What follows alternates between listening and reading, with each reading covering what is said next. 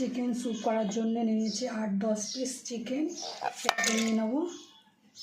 আর দেবো হচ্ছে এর মধ্যে পেঁপে, তোমার গাজর, বিনস, পেঁয়াজ পাতা, রসুন পাতা, ক্যাপসিকাম, আর দেবো পরিমাণ মতন লবণ,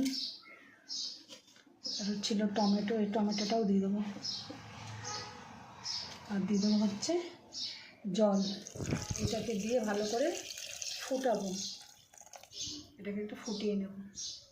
প্রেশার কুকারে 2-3টে সিটি মেরে নেব। তারপর চিকেন স্যুপটা করার জন্য এই চিকেনটাকে, এটা স্যুপের সব কিছু সিদ্ধ করে নিয়েছি। তার মধ্যে তোমার গাজর, পেঁপে, তোমার চিকেন সব দিয়ে সিদ্ধ করা। আর এখন ফোড়ন দেবো, তার জন্য করে নিয়েছি তোমার রসুন, আদা, আর এটা হচ্ছে তোমার বাটার লাগবে। আর লাগবে কড়াইটা গরম হয়ে গেছে, দিয়ে দেবো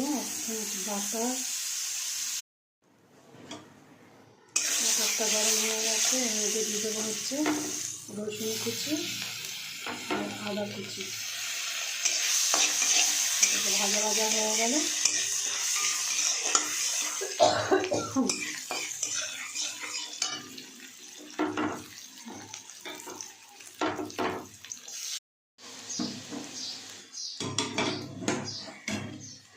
এটা ভাজা ভাজা হয়ে গেছে। এর মধ্যে স্যুপটাকে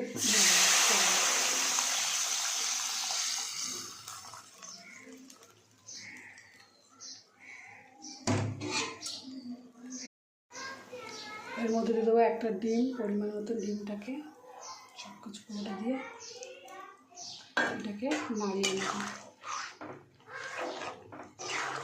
সিদ্ধ দিয়ে।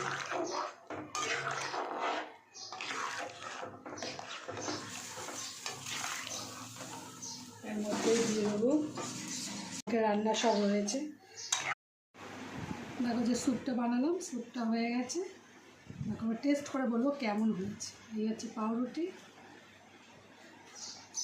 দিয়ে স্যুপ দারুণ লাগে খেতে।